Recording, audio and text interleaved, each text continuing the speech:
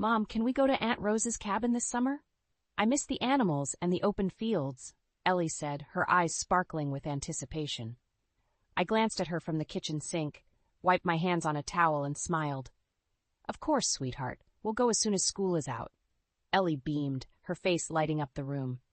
Derek, my husband, sat at the dining table, scrolling through his phone. He barely looked up. Can't you two ever stay home? This cabin obsession is ridiculous. Derek, it's just a few weeks. Ellie loves it there, and so do I said, my voice calm but firm.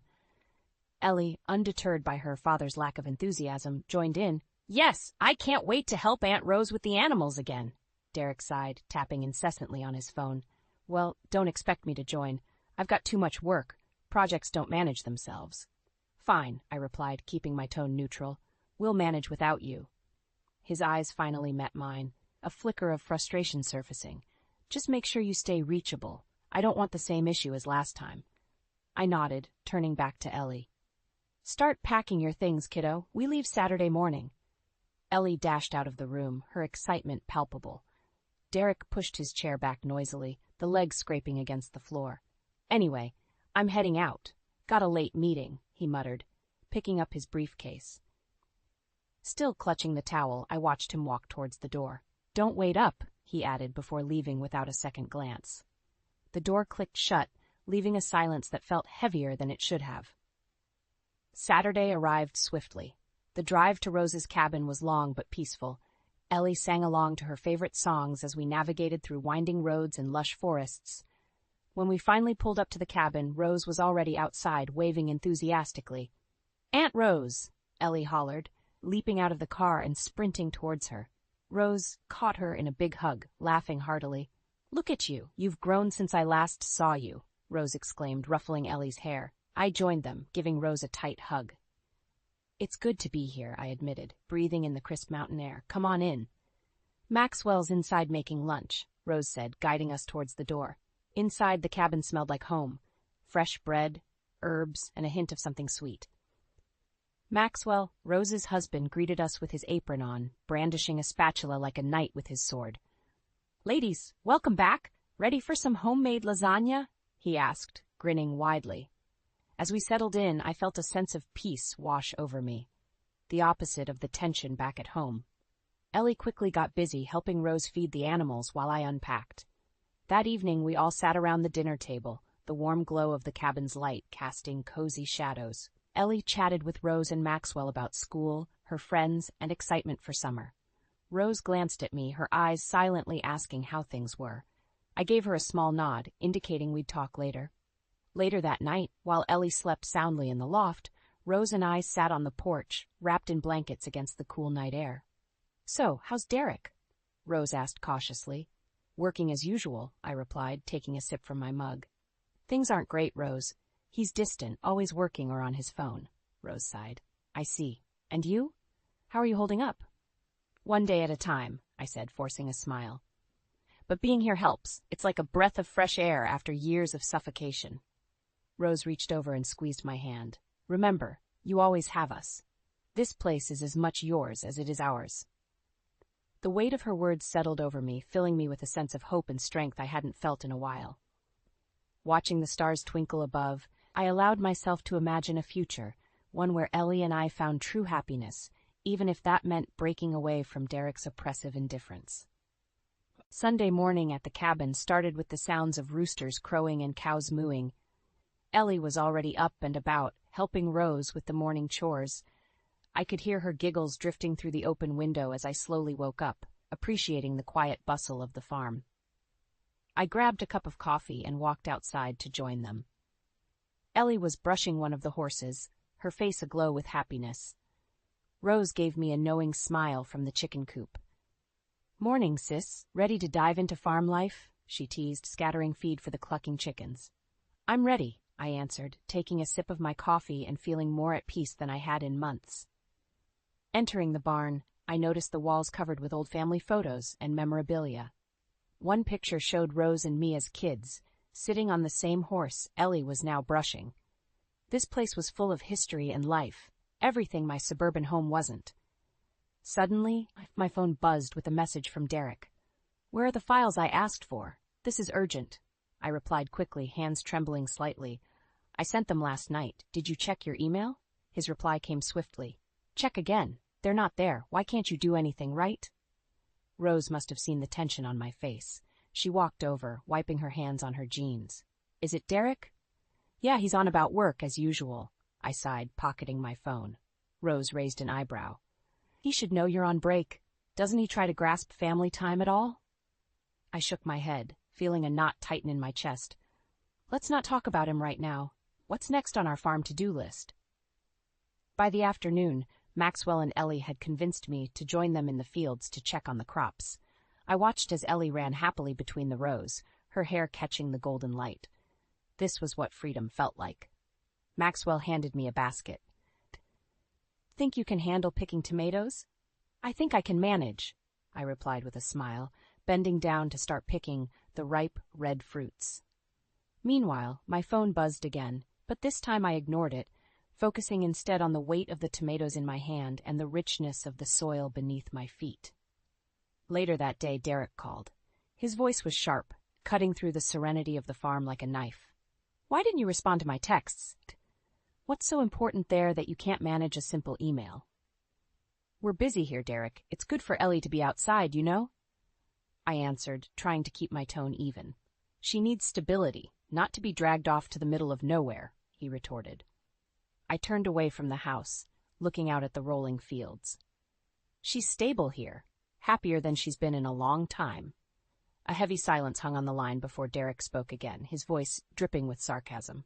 Well, enjoy playing farmer.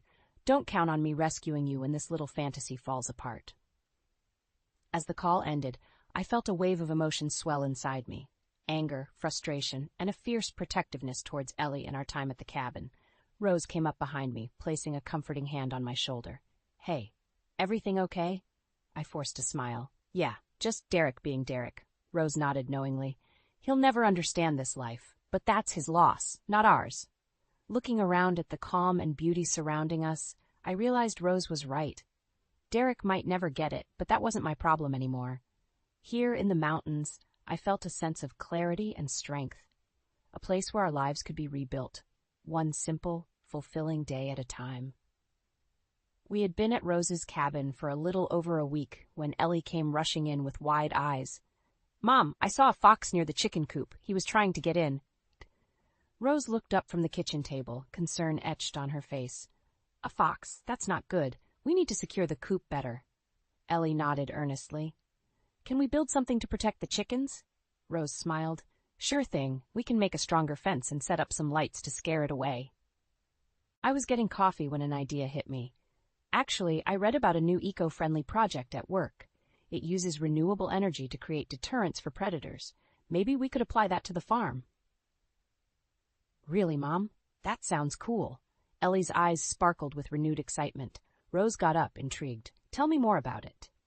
I explained the concept, feeling a surge of enthusiasm. It's an ecotech project. It's solar-powered lights and sounds to keep predators away without harming them. I could talk to my boss and see if we could test it out here. Maxwell chimed in from the doorway. Sounds like a great idea. Anything to keep the chickens safe and maybe even make things more sustainable around here. A few days later, I broached the project idea with my boss during a video call. I was thinking maybe we could pilot our ecotech project at my sister's farm. It's perfect for testing renewable energy solutions. My boss, a middle-aged man with a kind face, nodded thoughtfully. That's an interesting proposal, Hannah. If it works, it could be a great case study. Go ahead and draft a plan, and we'll review it. I felt a jolt of excitement as I hung up the call. Ellie had overheard the conversation and came running. Mom, are we really going to help Aunt Rose with your project? Yes, Ellie. If it gets approved, it'll be a great help to the farm. That night, I couldn't help but share the news with Derek, hoping for a small sign of encouragement. I talked to my boss about the eco project. He's interested. We might get to pilot it here. Derek snorted. You're really planning to dig in the dirt now? How ambitious. I clenched my teeth, trying to keep calm. It's not about dirt. It's about making a difference, using what I know to help my family. He scoffed, his voice dripping with disdain. Just make sure you don't mess it up. I can't have you falling behind at work because of this ridiculous farm fantasy. I hung up, feeling a mix of anger and determination. Derek's words stung, but they also fueled my resolve. This project wasn't just about the farm, it was a chance to show him and myself what I was capable of. After that call, Rose found me sitting on the porch, looking out at the darkened fields. Rough conversation? I nodded. Derek doesn't believe I can do it, but I need to prove him wrong for Ellie's sake and mine. Rose sat down beside me, her presence comforting. You've got this, Hannah. Whatever you need, we're here to support you. Hearing those words gave me the strength to push forward. I went back inside, ready to start drafting a detailed plan for the Ecotech project. As the days went by, I poured myself into the proposal, detailing every step and potential outcome. Each part of the plan felt like one more way to break free from Derek's toxic grip, to create a better future for Ellie and me. Finally, I submitted the plan to my boss. Now, all that was left was to wait for approval, but deep down, I knew I was already moving forward. Here at the cabin, we had started something real, something that could change everything. The sun was setting when Ellie wandered into the living room, her face thoughtful. Mom, I saw Daddy with a lady today. I glanced up from my laptop, my heart skipping a beat. What do you mean, sweetie? While we were driving back from town, he was at a cafe with a lady. They were holding hands. The room seemed to close in around me. Rose, sitting nearby, caught my eye. She looked as shocked as I felt. Did you recognize her? I asked, trying to keep my voice steady. Ellie shook her head. No, but they looked very friendly. I nodded slowly, masking my emotions. Thanks for telling me, Ellie. Matt, why don't you go finish your homework? Once Ellie had left the room, Rose leaned in, concerned. What do you think is going on, Hannah? I exhaled deeply.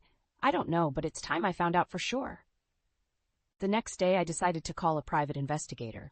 The idea of an affair had tormented me before, but Ellie's observation pushed me to act. I listed all the details I knew, feeling a mix of dread and determination. As days went by, I fell into a routine at the cabin, masking my anxiety with work on the Eco project. Then the investigator called. Hannah, I have some information. Derek's been meeting a woman regularly. I have photos and messages. My stomach churned, but I steadied myself. Send me everything. The evidence came through email, a series of incriminating photos, clearly showing Derek and a woman at various places. My hands shook as I clicked on the messages, reading his flirtatious and deceitful words. With a deep breath, I called Derek. We need to talk. He sighed loudly. What now, Hannah? I know about her. I've seen the messages and the photos. There was a pause before he responded, aggravation dripping from his voice. So what? Was it your little detective act that uncovered this? You were never here anyway, always off playing farmer.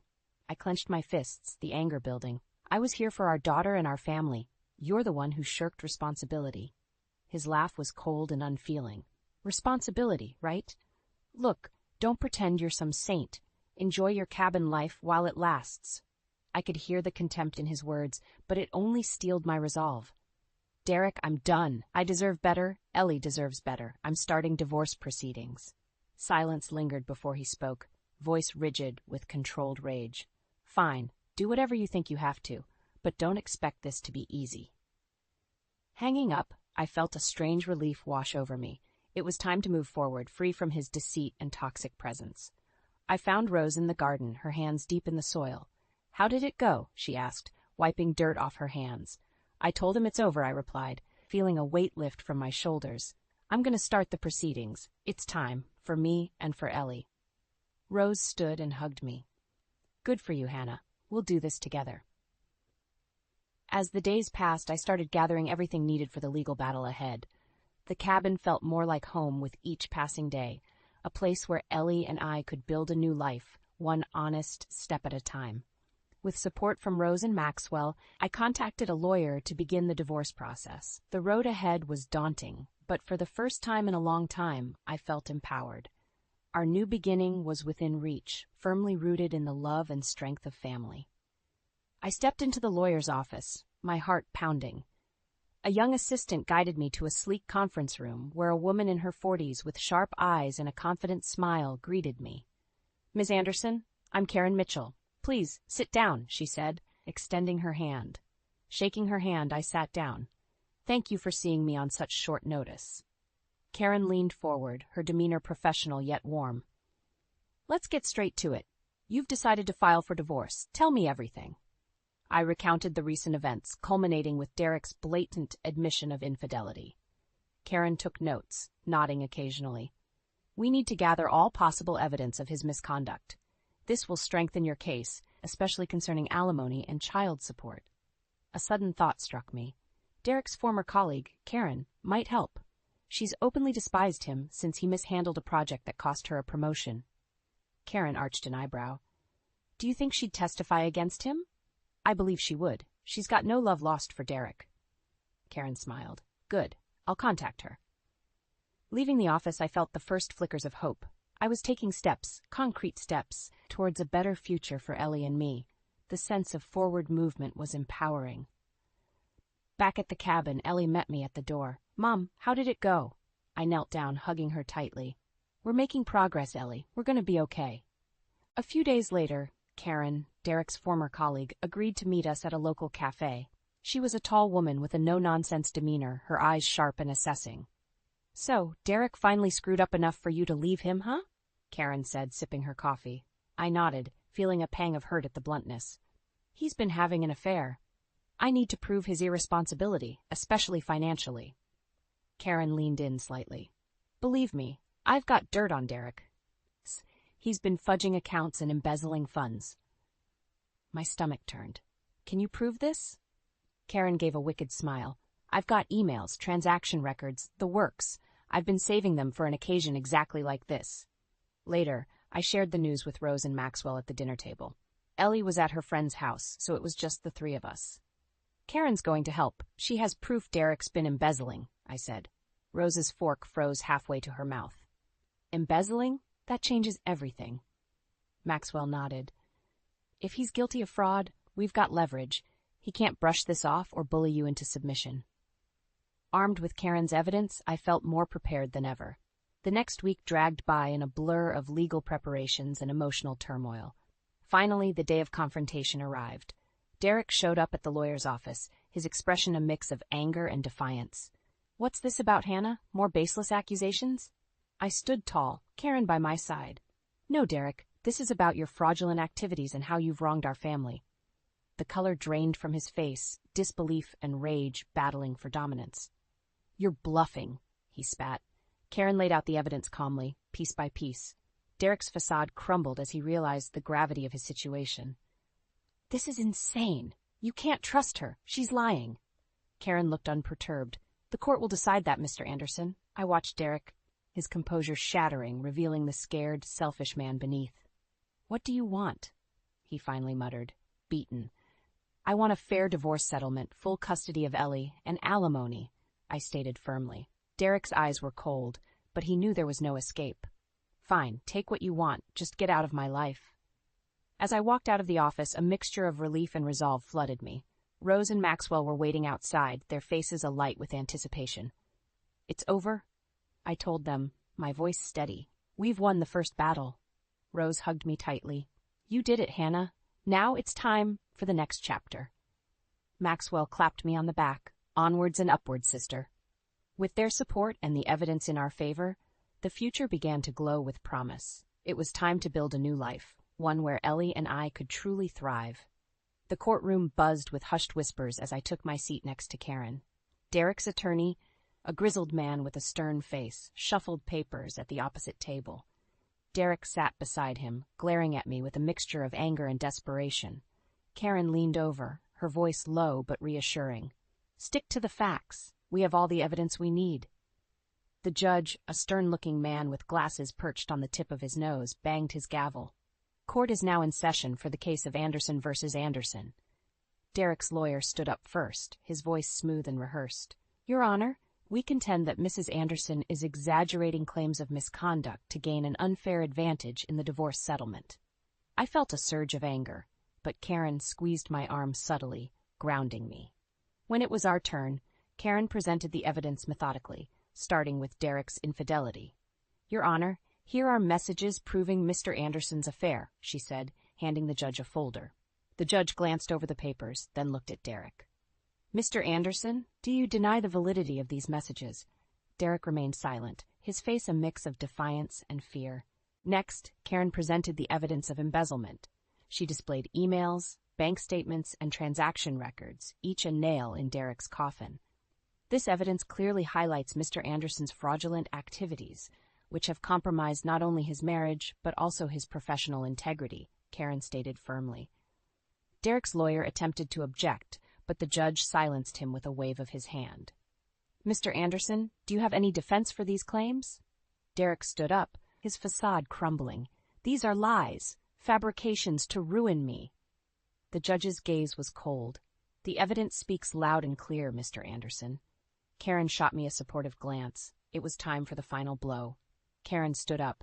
Your Honor, we ask for full custody of Ellie Anderson, alimony, and that Mr. Anderson be held accountable for his fraudulent actions. Derek exploded. This is a setup. She's turning my daughter against me. The judge banged his gavel again, bringing order to the chaos. Mr. Anderson, enough. I will review the evidence and issue a ruling shortly. We left the courtroom to wait for the judge's decision, my nerves stretched thin. Rose and Maxwell arrived, bringing comfort and moral support. Finally, the judge called us back in. As everyone settled, he looked straight at Derek, his voice firm. Based on the overwhelming evidence of infidelity and financial misconduct, this court grants Mrs. Daphne Anderson full custody of Ellie Anderson, as well as alimony and child support. Furthermore, I am referring Mr. Anderson's fraudulent activities to the appropriate authorities. Derek's face turned white, then red with fury. This is a witch hunt, he screamed. You can't do this to me. Karen stood up, unflappable. Justice has been served, Mr. Anderson. The judge banged his gavel one last time. Court is adjourned. As we filed out, a weight lifted off my shoulders. Rose hugged me tightly, her eyes filled with tears of relief. It's finally over, Hannah. You did it. Ellie, who had been waiting with Maxwell in the hallway, ran up to me. Mom, are we really away from Dad now? I picked her up, holding her close. Yes, sweetheart, we're free. Maxwell clapped me on the back. Time to start that new chapter, huh? I nodded, my heart swelling with hope. With Derek facing legal consequences and having lost the fight, the path was clear. Karen shook my hand warmly. You were strong through this, Hannah. Now, go make that new life you deserve. As we left the courthouse, I felt a sense of renewal. The battle had been fierce, but we had emerged victorious. The road ahead was bright and open, ready for us to walk it together as a family. Weeks after the court's ruling, the news about Derek's financial misconduct spread like wildfire. His once commanding presence at work was reduced to whispers and suspicious glances. One afternoon, Karen called me. Hannah, have you seen the news? No. Why? I asked, sensing something significant. Derek's been fired. The board found out about his embezzlement. They've terminated his contract. I felt a rush of satisfaction. He's really facing the consequences now. Karen chuckled. It's far from over. He's being investigated by the authorities for fraud. He won't be getting away with anything. At home, Rose and I couldn't help but feel a sense of justice. Later that evening, Ellie and I sat on the porch, the sky painted with the hues of sunset. Mom, will Daddy be okay? She asked softly. I looked at her, choosing my words carefully. He made bad choices, sweetie. Now he has to face the music. But you and I, we're safe, and that's what matters.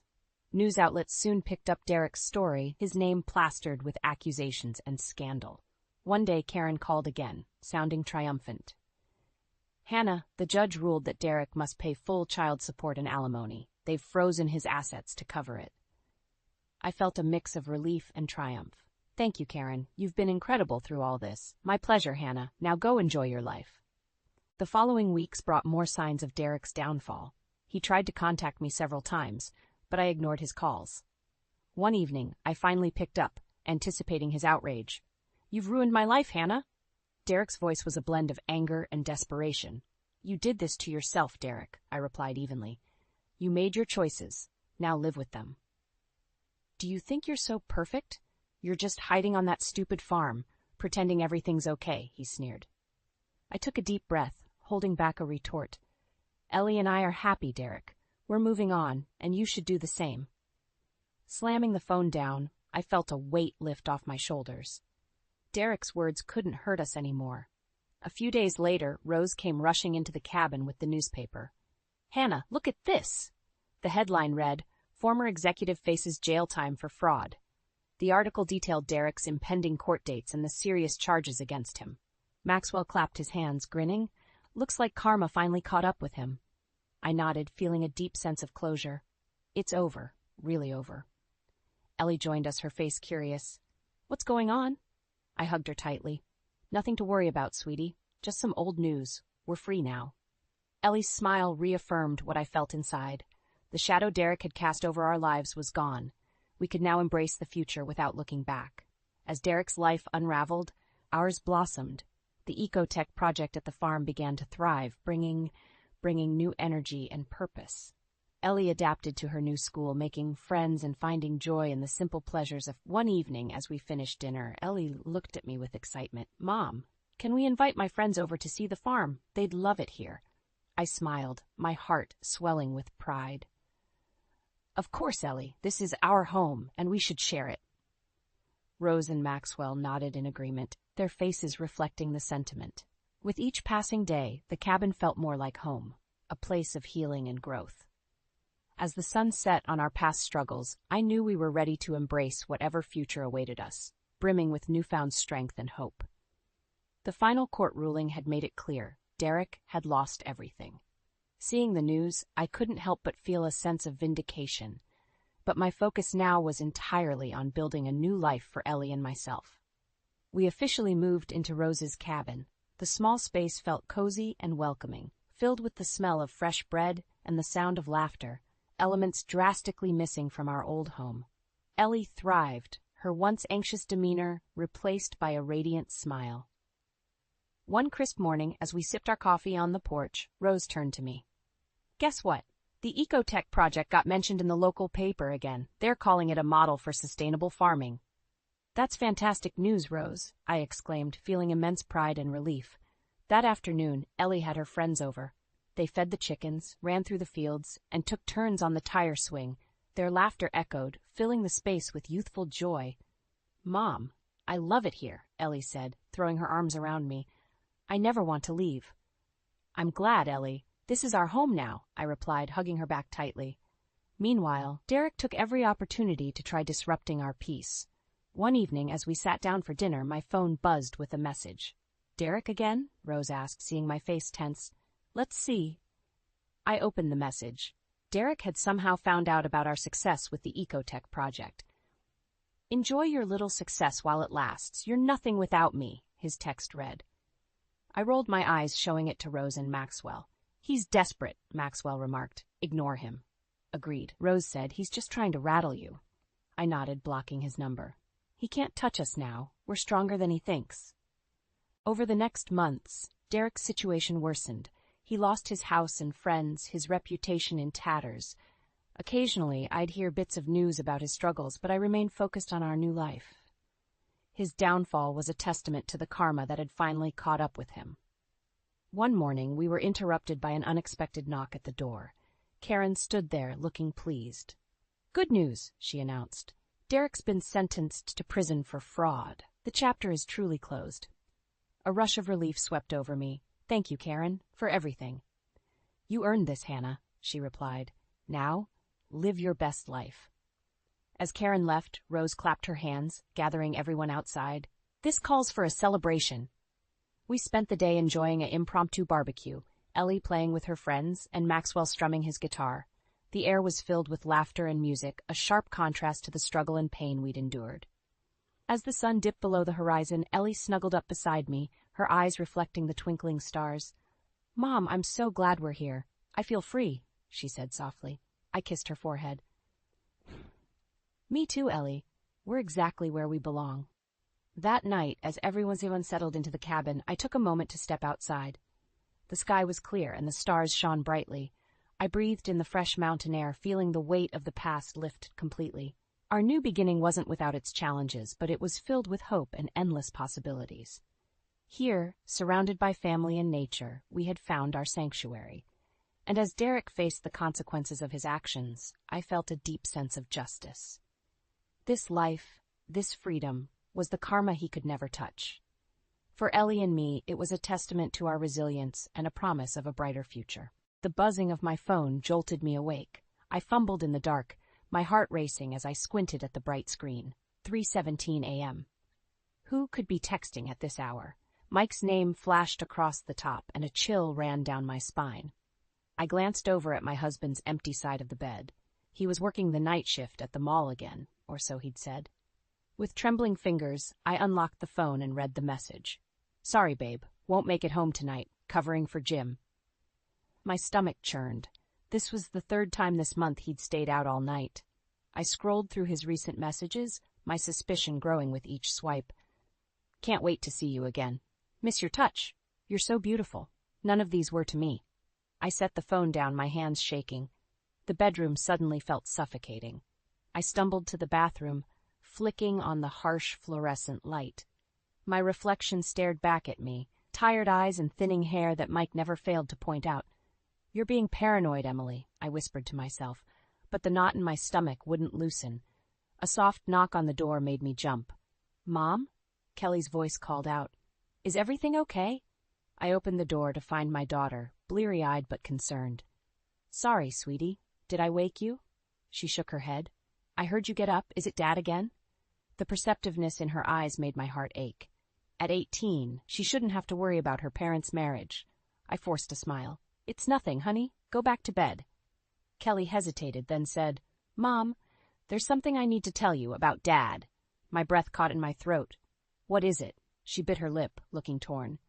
I saw him yesterday, at the coffee shop near the mall. He was with someone." "A coworker?" I asked, clinging to hope. Kelly shook her head slowly. "It was a woman I've never seen before. They looked close." The room spun around me. I gripped the doorframe to steady myself. "Are you sure?" "I'm sorry, Mom. I didn't want to say anything, but after seeing his text." She gestured towards the phone on my nightstand. I took a deep breath, trying to process this information. "Thank you for telling me, Kelly. We'll figure this out, okay?" She nodded, giving me a quick hug before retreating to her room. I sank onto the bed, my mind racing. After 20 years of marriage, could Mike really be cheating on me? I thought back to our arranged marriage, orchestrated by our parents who thought we'd be a perfect match. Mike, the charming janitor with big dreams, and me, the dedicated nurse. We'd made it work, or so I thought. The first rays of sunlight were peeking through the curtains when I heard the front door open. Mike's heavy footsteps echoed through the house. I steeled myself, determined to confront him. He appeared in the doorway, looking surprised to see me awake. "Emily, what are you doing up so early?" I held up his phone, my voice steadier than I felt. "Care to explain these messages, Mike?"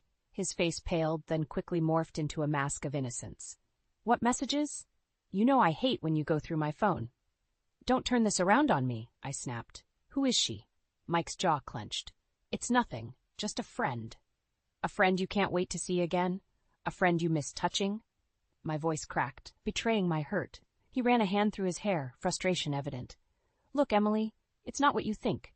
You're overreacting as usual." "As usual?" I stood up, anger replacing my sadness.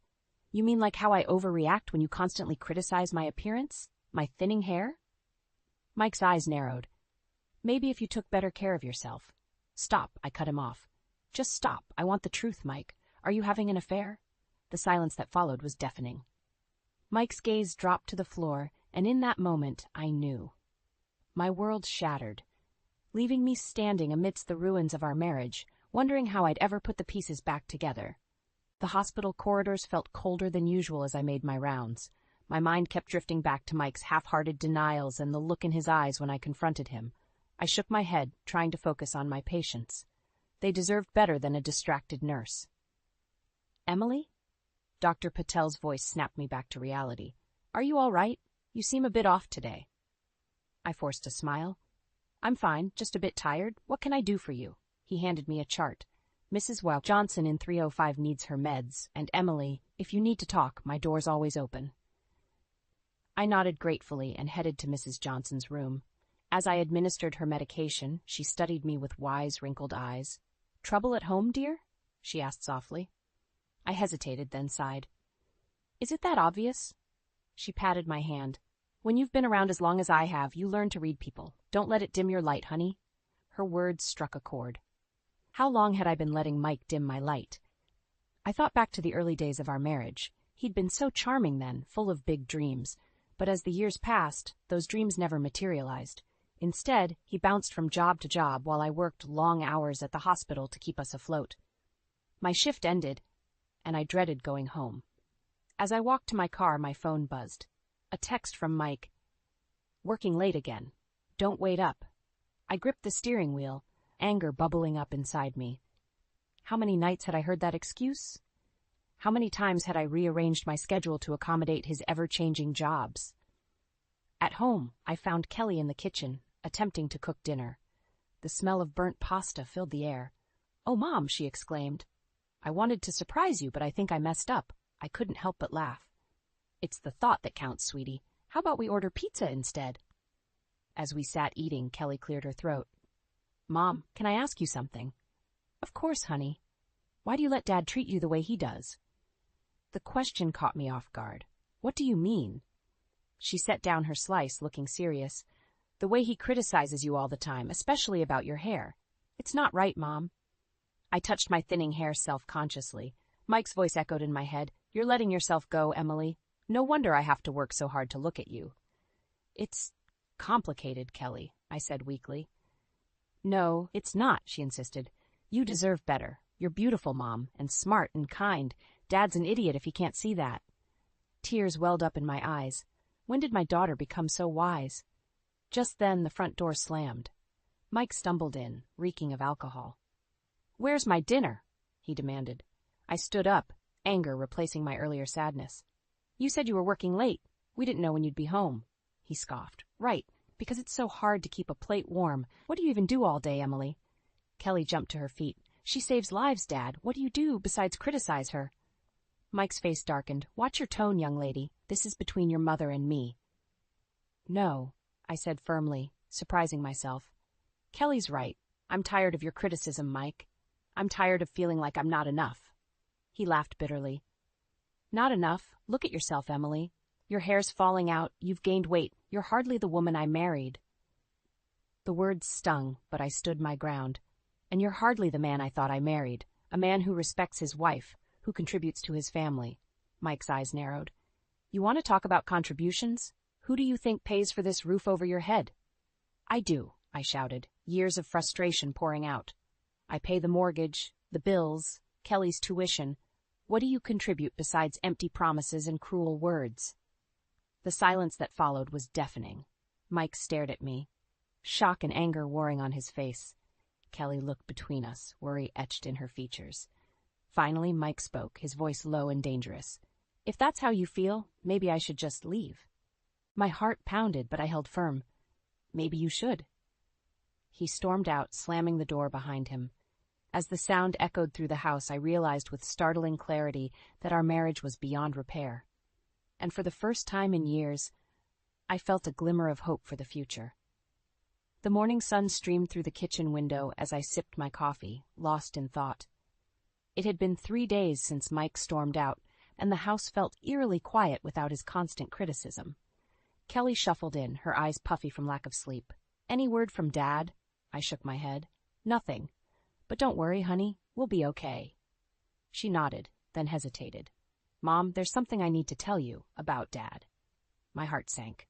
"What is it?" Kelly took a deep breath. "Remember when I told you I saw him at the coffee shop? Well, I didn't tell you everything. He was with a woman, young, brunette, and they were kissing." The mug slipped from my hand, shattering on the floor. Hot coffee splashed my legs, but I barely felt it. "Are you sure?" Kelly nodded, tears in her eyes. "I'm so sorry, Mom. I should have told you sooner." I hugged her tightly, my mind reeling. "It's not your fault, sweetie. Thank you for telling me." After Kelly left for school, I sat at the kitchen table, staring at Mike's number on my phone. My finger hovered over the call button, but I couldn't bring myself to press it. Instead, I dialed another number. "Ace Investigations, how can I help you?" An hour later, I sat across from Jack Reeves, a private investigator with kind eyes and a no-nonsense attitude. "So, Mrs. Roberts, you suspect your husband is having an affair?" I nodded, twisting my wedding ring. "I need to know for sure. Can you help me?" Jack leaned forward. "We'll get to the bottom of this, ma'am, but I have to warn you. Are you prepared for what we might find?" Was I? The thought of concrete proof made my stomach churn. but I squared my shoulders and met his gaze. Yes, I need the truth. Over the next week, I threw myself into work, trying to ignore the gnawing anxiety. Jack called with updates, each one chipping away at my hope. Mike's late nights weren't at the mall. His work trips were to a nearby hotel. Finally, Jack asked me to meet him at a cafe downtown. As I approached, I saw him sitting at an outdoor table, a thick envelope in front of him. "Mrs. Roberts," he said gently, "I have the evidence you asked for." With trembling hands, I opened the envelope. Inside were photos, dozens of them. Mike with a young brunette, holding hands, kissing, entering a hotel. My vision blurred as I flipped through them. "I'm sorry," Jack said softly. I nodded, unable to speak. As I gathered the photos, a familiar figure caught my eye. I froze, my blood running cold. "Mrs. Roberts, are you all right?" I held up one of the photos, my voice barely a whisper. "I know her." Jack leaned in. "The woman your husband's with." "Yes," I say, anger replacing shock. "It's Linda, Mike's mother." Jack's eyes widened. "His mother?" I shook my head, memories flooding back. Not his biological mother, his stepmother. She married Mike's father when Mike was in his 20s. She's only a few years older than him. The pieces started falling into place. Linda's hostility towards me, the knowing looks between her and Mike at family gatherings. How could I have been so blind? "Mrs. Roberts," Jack said gently, "what do you want to do now?" I stood up, a strange calm settling over me. "Now, I want a divorce." As I walked home, my phone buzzed. A text from Mike. "We need to talk. I'm coming home tonight." I stared at the screen, a mix of emotions swirling inside me. Part of me wanted to confront him, to scream and demand answers. But another part, a stronger part, knew it was time to take control of my life. I typed a reply, "Don't bother. I know about Linda. Your things will be on the porch. Don't come inside." My finger hovered over the send button. This was it, the point of no return. Taking a deep breath, I pressed send and watched as my message delivered, signaling the end of my marriage and the beginning of a new chapter in my life. As I walked up to my house, I saw Kelly waiting on the porch, concern etched on her face. I realized then that while one chapter was ending, the most important one, my life with my daughter, was still being written. And this time, I would make sure it had a happier ending. The weight of the manila envelope felt like a ton of bricks in my hands as I paced the living room. Inside were the divorce papers I'd had drawn up, a decision that had taken every ounce of courage I possessed. Kelly watched me from the couch, her eyes filled with a mix of concern and support. "Are you sure about this, Mom?" she asked softly. I paused, meeting her gaze. "I have to be, honey. We deserve better than this." The sound of a car pulling into the driveway made my heart race. Mike was home. I took a deep breath, steeling myself for the confrontation to come. "Kelly, why don't you go to your room?" I suggested, not wanting her to witness what was about to unfold. She hesitated, then nodded, giving me a quick hug before disappearing upstairs. The front door opened, and Mike stumbled in, reeking of alcohol. "Emily?" he called out, his words slurring slightly. "Where's my dinner?" I stepped into the hallway, the envelope clutched to my chest like a shield. "We need to talk, Mike." He squinted at me, then at the envelope. "What's that?" Without a word, I handed it to him. He fumbled with the clasp, pulling out the papers. As his eyes scanned the first page, his face contorted from confusion to shock, then anger. "Divorce papers," he spat. "What the hell is this?" "It's exactly what it looks like," I said, my voice steadier than I felt. "I want a divorce." Mike laughed bitterly. "You can't be serious, after everything I've done for you?" "Everything you've done?" I echoed, disbelief coloring my tone. "You mean the lies, the affairs, the constant criticism?" His eyes narrowed. "Affairs? What are you talking about?" I pulled out my phone, bringing up the photos the private investigator had sent me. "I know about Linda, Mike. Your stepmother? Really?" The color drained from his face as I showed him the evidence. For a moment, he looked like he might crumple, but then his expression hardened. "You had me followed?" he growled. "You invaded my privacy?" "Don't you dare turn this around on me," I shot back. "You've been cheating on me with your stepmother. You've made me feel worthless for years. It ends now." Mike's fist slammed against the wall, making me flinch. "You can't do this to me, Emily. I was going to leave you after retirement, take my pension and start over. You're ruining everything." His words hit me like a slap in the face. "You were planning to leave me? After all these years?" He sneered. Look at you. Your hair's falling out. You've let yourself go. Did you really think I'd stick around forever? Something snapped inside me. Years of pent-up anger and hurt came pouring out. I've supported us for years while you jumped from job to job. I've raised our daughter, paid our bills, and put up with your abuse. No more, Mike. It's over. You'll regret this. He snarled, crumpling the divorce papers in his fist. I'll make sure you don't get a penny. I stood my ground, meeting his gaze. Try it.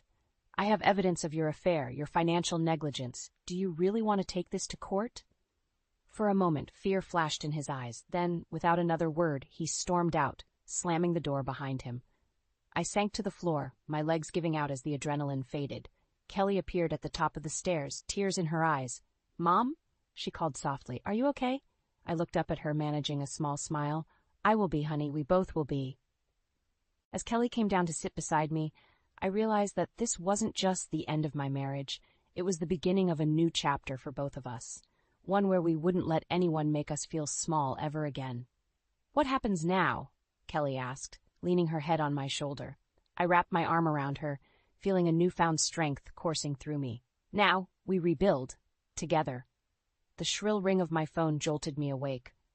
Squinting at the clock, I saw it was barely 5 a.m. My heart raced as I answered, Hello? Emily. It's Carol, your mother-in-law. Her voice was tight with worry. Mike's here. He's not in a good state. I sat up, fully alert now. What do you mean? He's drunk, ranting about divorce papers and how you're trying to ruin him. Emily, what's going on? I took a deep breath, steeling myself. Carol, I'm sorry you're caught in the middle of this. Mike's been having an affair with Linda. The silence on the other end was deafening. Finally, Carol spoke, her voice barely a whisper. Linda? His stepmother? Yes, I confirmed, the word tasting bitter on my tongue. I have proof. I'm filing for divorce. Carol's sharp intake of breath was audible. Oh, Emily, I don't know what to say. You don't have to say anything, I assured her. This isn't your fault. He wants to talk to you, Carol said suddenly. He's demanding it. Should I put him on? My instinct was to refuse, but something made me hesitate. Okay, I heard myself say. Mike's voice came through, slurred and angry. Emily, you can't do this to me. I'll fight you every step of the way. Mike, it's over, I said firmly. We both know it. You think you can just throw me away? He snarled. After everything? I made you who you are. His words hit me like a physical blow. For a moment I was that insecure young woman again, desperate for his approval. But then I thought of Kelly, of the strength I'd found in standing up to him. No, Mike, I said, my voice steady. I made myself who I am, despite you, not because of you. He laughed bitterly. You're nothing without me, Emily. Your thinning hair, your... I cut him off. Goodbye, Mike. Don't call again unless it's through our lawyers. I ended the call, my hands shaking. As I set the phone down, I caught sight of my reflection in the mirror. My hair, the source of so much of Mike's criticism, seemed to mock me. Without thinking, I grabbed a pair of scissors from my dresser. Strand by strand, I began to cut. With each snip, I felt a weight lifting. By the time Kelly found me, tear-streaked and surrounded by fallen hair, I felt lighter than I had in years. Mom? Kelly's voice was filled with concern. What happened? I turned to her, managing a small smile. I'm taking control, honey. No more letting your father's words define me. Kelly's eyes widened, then softened with understanding. She grabbed another pair of scissors. Let me help you even it out.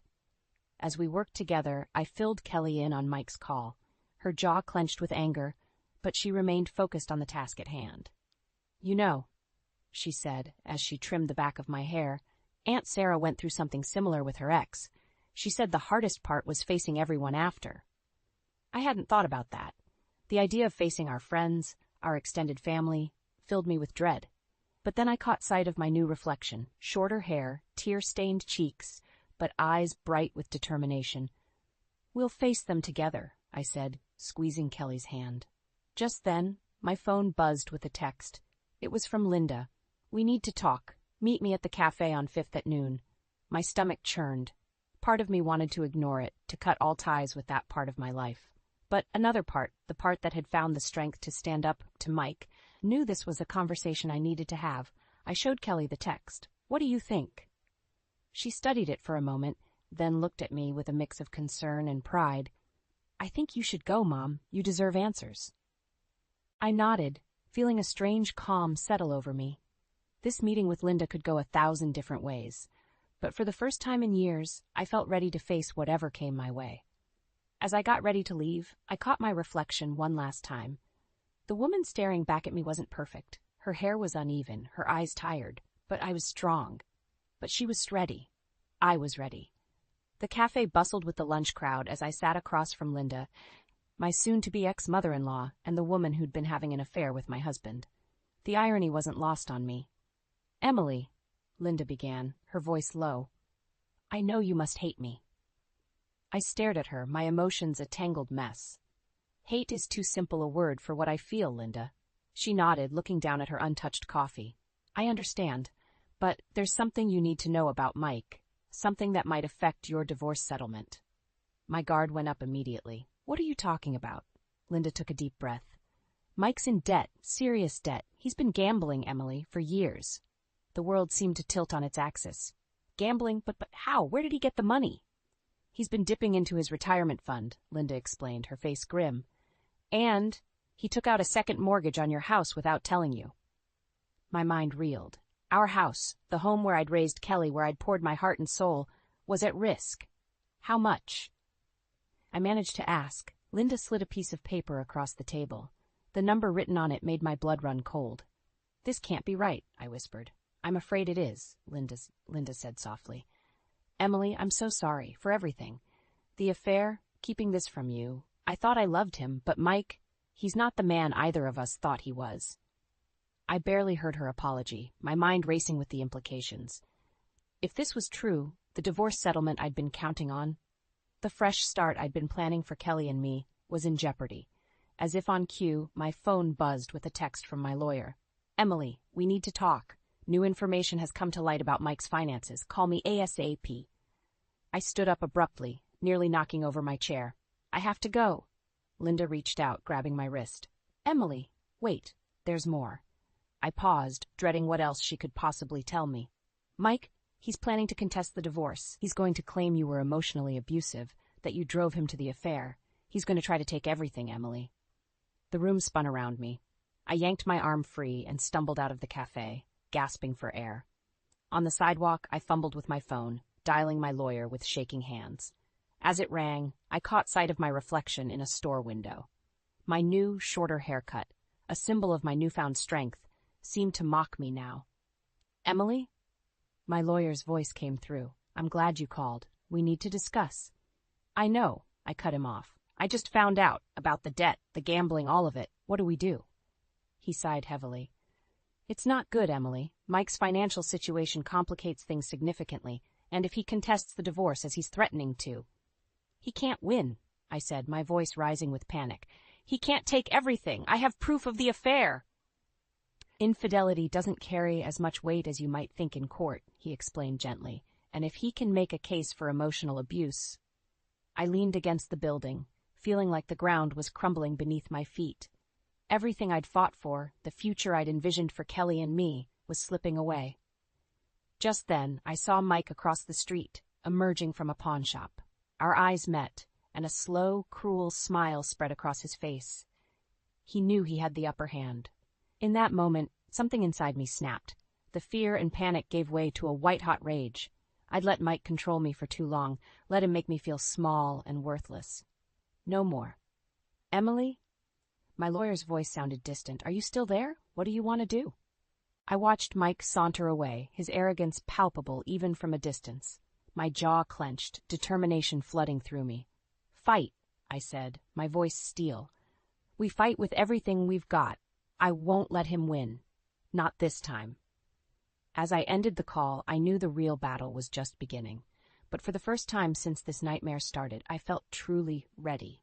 Mike might think he held all the cards, but he was about to learn that he'd underestimated me for the last time. The bridal shop's bell chimed as Kelly twirled in her wedding gown, her face radiant with joy. My heart swelled with pride and love, momentarily pushing aside the storm of the ongoing divorce battle. "Mom, what do you think?" Kelly asked, her eyes sparkling. I blinked back tears. "You look absolutely beautiful, sweetheart." As Kelly changed back into her regular clothes, my phone buzzed. It was my lawyer. With trembling fingers, I answered. "Emily, we've hit a snag," he said, his voice grave. "Mike's lawyer is pushing for a larger share of your assets, citing your emotional abuse as grounds for compensation." My stomach dropped. "But that's ridiculous. He's the one who—" "I know," my lawyer cut in, "but they're presenting a compelling case. We need to consider settling, Emily. The longer this drags on, the more you stand to lose." I ended the call, feeling numb. Kelly emerged from the dressing room, her smile fading as she saw my expression. "Mom, what's wrong?" I forced a smile. "Nothing, honey, just some legal stuff." Kelly's eyes narrowed. "Is it Dad? What's he done now?" Before I could answer, my phone buzzed again. This time it was a text from Mike. "We need to talk, for Kelly's sake." I showed Kelly the message, watching her face cloud over. "You're not going to meet him, are you?" she asked. I sighed.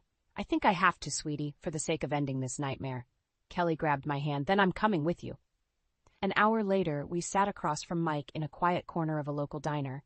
He looked haggard, his eyes darting between Kelly and me. "Kelly," he began, his voice hoarse, "I'm so sorry for everything. I want to make things right." Kelly's jaw clenched. "By trying to take everything from Mom? By lying about her in court?" Mike flinched. "It's complicated, honey. Your mother." "Don't you dare," I cut in, my voice low and dangerous. "Don't you dare try to turn her against me." Mike's eyes hardened. "Fine, let's cut to the chase. I want to come to the wedding, Emily. It's my right as her father." Kelly stood up abruptly. "No, absolutely not." "Kelly, please," Mike pleaded. "I know I've made mistakes, but—" "Mistakes?" Kelly's voice rose. "You cheated on Mom with Linda. You gambled away our future. You're trying to destroy Mom in court. Those aren't mistakes, Dad. Those are choices." Mike's face reddened. "Now listen here." "No, you listen," I interjected, finding strength in Kelly's words. "You've made your choices, Mike. Now live with them. You're not coming to the wedding. You're not getting more than you deserve in the divorce, and you're certainly not going to bully us anymore." Mike's hand slammed on the table. "You can't do this to me. I'll fight you every step of the way." "You'll what?" Kelly challenged. "Tell more lies, gamble away more money. Face it, Dad, you've lost, not just the divorce, but us." With that, Kelly stormed out of the diner. I stood to follow her, but Mike grabbed my arm. "Emily, please," he begged, his voice breaking. "Don't let it end like this. We can start over, be a family again." For a moment, I saw a flicker of the man I'd once loved. But then I remembered the years of criticism, the affair, the lies. I gently removed his hand. "Goodbye, Mike," I said softly. "I hope you find peace." As I walked out of the diner, I felt a weight lift from my shoulders. The battle wasn't over. There were still legal hurdles to overcome, but for the first time, I truly believed I would win. Outside, I found Kelly leaning against my car, tears streaming down her face. I pulled her into a tight hug. "I'm so proud of you," I whispered. Kelly pulled back, wiping her eyes. "I'm proud of us, Mom. We're going to be okay, aren't we?" I nodded, a genuine smile spreading across my face. "Yes, sweetheart, we're going to be more than okay." As we drove home, I realized that this wasn't just about winning the divorce or outsmarting Mike. It was about reclaiming our lives, our happiness. And with Kelly by my side, I knew we could face anything that came our way. The road ahead might be challenging, but for the first time in years, I was excited to see where it would lead us. The gentle breeze carried the scent of roses as I stood in the garden, watching Kelly and her new husband, James, share their first dance as a married couple. The soft melody of their chosen song drifted through the air, and I found myself swaying slightly, a contented smile on my face. It had been a year since the divorce was finalized, a year of rebuilding and rediscovering myself. The legal battle had been brutal, but in the end, truth prevailed. Mike's lies unraveled in court, and his attempts to paint me as the villain backfired spectacularly. The judge saw through his deceit, and I walked away with a fair settlement and my dignity intact. As the dance ended, Kelly caught my eye and beckoned me over. I made my way through the crowd of well-wishers, accepting hugs and congratulations along the way. "Mom," Kelly beamed, pulling me into a tight embrace. "Can you believe it? I'm married." I laughed, blinking back tears of joy. "I can, sweetheart. You and James are perfect for each other." James grinned, wrapping an arm around Kelly's waist. "We have something for you, Emily," he said, reaching into his pocket. Kelly's eyes sparkled with excitement as James pulled out a small, beautifully wrapped package, Go on, Mom, open it. With trembling fingers, I unwrapped the gift. Inside was a stunning silk scarf, its vibrant colors shimmering in the late afternoon sun. It's beautiful, I breathed, running my fingers over the soft fabric. Kelly stepped forward, gently taking the scarf and draping it around my shoulders. We wanted you to have something special, she said softly. Something to remind you how beautiful and strong you are. I touched the scarf, feeling a lump form in my throat. For so long, I had let Mike's cruel words about my thinning hair define me. But now, surrounded by love and acceptance, I realized how far I'd come. Thank you, I whispered, pulling them both into a hug. This means more than you know. As the reception continued, I found myself by the garden's edge, lost in thought. The setting sun cast a warm glow over the festivities, and I couldn't help but reflect on the journey that had brought me here. Penny for your thoughts? A familiar voice asked. I turned to see Carol, my former mother-in-law, standing beside me. Our relationship had been strained during the divorce, but we'd found our way back to each other in the months that followed. Just thinking about how much has changed, I replied honestly. Carol nodded, her eyes kind. You've come so far, Emily. I hope you know how proud we all are of you. I smiled, touching the scarf around my neck. I'm proud of myself, too. For the first time in years, I feel free. As if on cue, the band struck up a lively tune. Carol grinned, holding out her hand. Care to dance? Laughing, I took her hand and let her lead me to the dance floor. As we twirled and swayed, I caught sight of Kelly and James, their faces alight with love and joy. My heart swelled with hope for their future, a future free from the pain and doubt that had clouded my own marriage. Later, as the night wound down and guests began to depart, Kelly found me once more. Mom, she said, her voice soft and serious. I just wanted to say thank you for everything, for showing me what real strength looks like.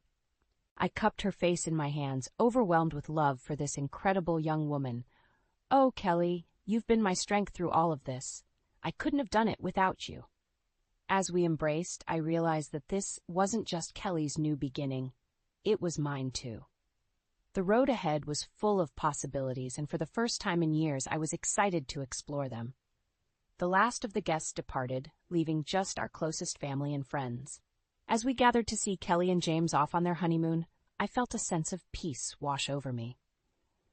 The scarf around my neck fluttered in the breeze, a reminder of the love and support that surrounded me. Looking up at the star-filled sky, I made a silent wish for Kelly's marriage, for love, respect, and the strength to weather any storm. And as I watched the newlyweds drive away, I knew that whatever challenges lay ahead, we would face them together, stronger and more resilient than ever before. The chapter of my life with Mike had closed, but a new one was just beginning. And this time, I was the author of my own story. The shattering of glass pierced the silence of our living room. A framed photo lay smashed on the hardwood floor, the shards of glass glinting like tiny daggers.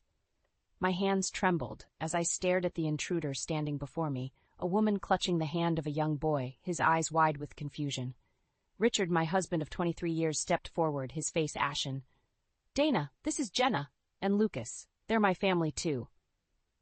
The words hung in the air, a suffocating weight pressing against my chest. I opened my mouth, but no sound escaped. How could this be happening? My perfect life, the life I had fought so hard to build, was crumbling before my eyes. You have another family? I finally managed to choke out, my voice barely above a whisper. How could you do this to us? Richard's gaze dropped to the floor, unable to meet mine. I'm sorry, Dana. I never meant for it to go this far. Jenna shifted uncomfortably, her grip on Lucas tightening. Richard told me you knew about us. He said you were okay with the arrangement. My heart pounded in my ears as I struggled to comprehend the depth of his deception. Anger surged through me, burning away the shock.